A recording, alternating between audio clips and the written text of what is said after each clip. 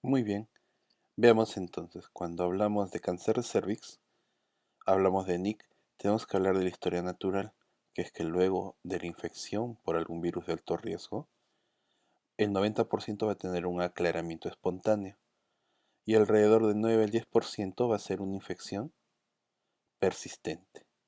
¿De acuerdo? De esta infección persistente, el 80% va a tener un aclaramiento espontáneo, o sea, regresionan, y el 20% va a tener una progresión a cáncer invasor. ¿De acuerdo? Entonces, ¿qué es lo que hacemos actualmente? Actualmente en aquellas que me hacen infección persistente, hacemos, perdón, actualmente hacemos un screening para detectar a estas pacientes que hacen infección persistente. Y este screening está basado actualmente en Papa Nicolau y PBH. ¿De acuerdo?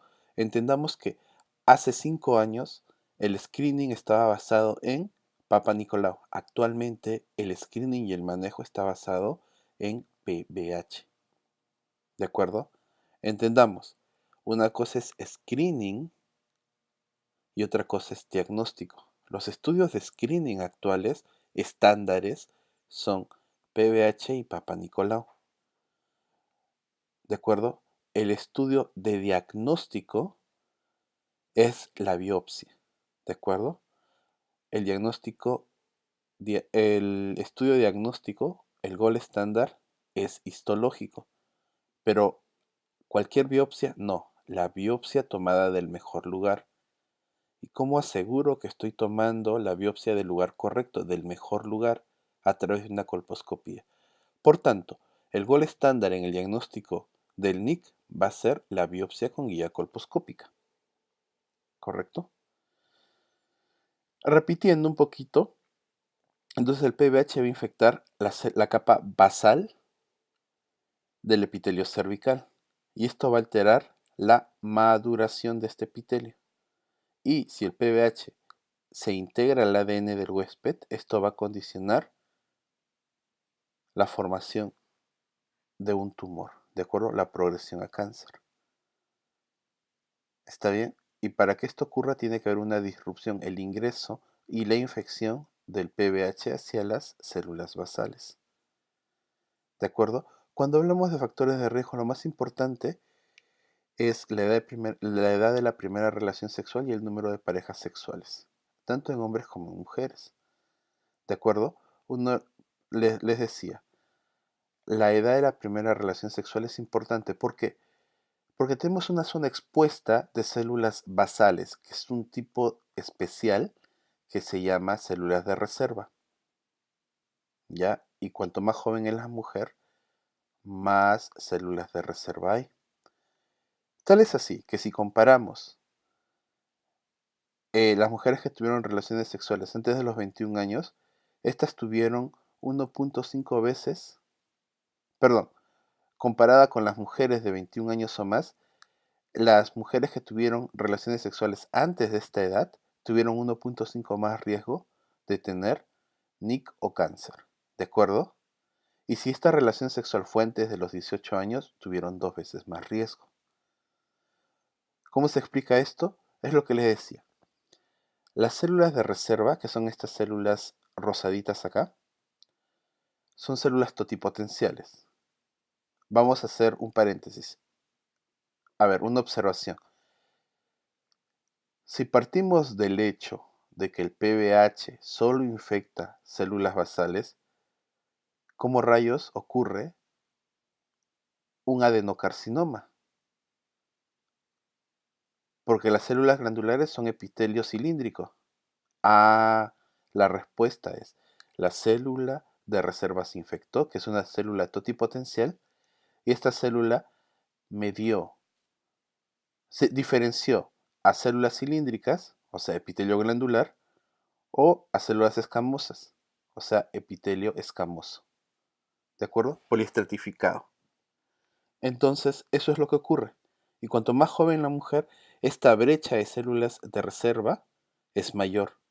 Entonces hay más probabilidad de infección. Tal es así que solo el 10% de las infecciones va a ocurrir por una ruptura, por una grieta, por una fisura en el epitelio cervical, ¿de acuerdo?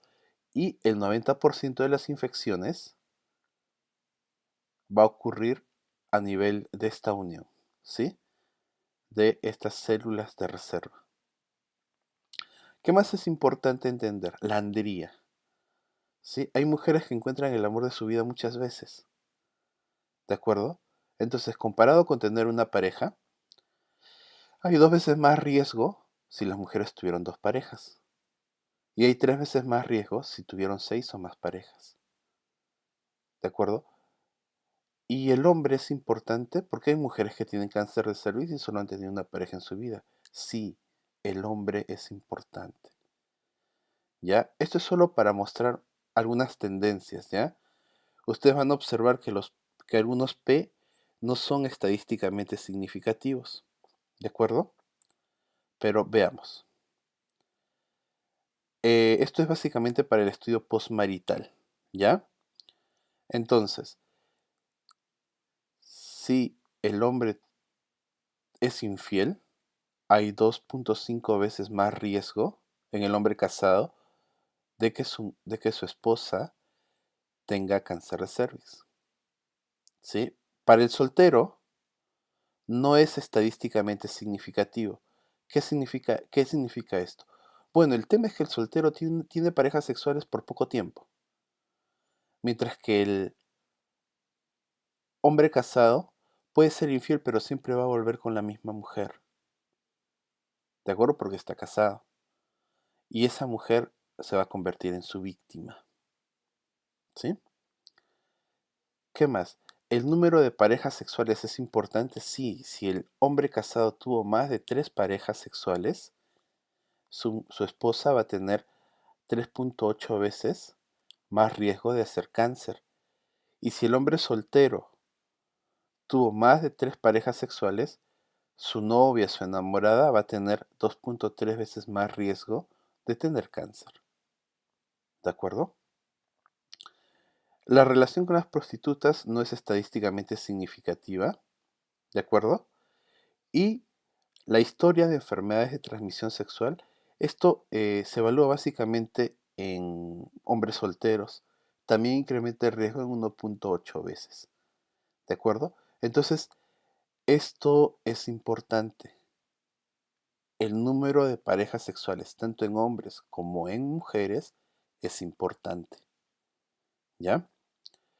Las enfermedades de transmisión sexual también. Esto sirve como distractor, altera el ambiente inmune, ¿de acuerdo? Y facilita la persistencia del PVH. El tabaco.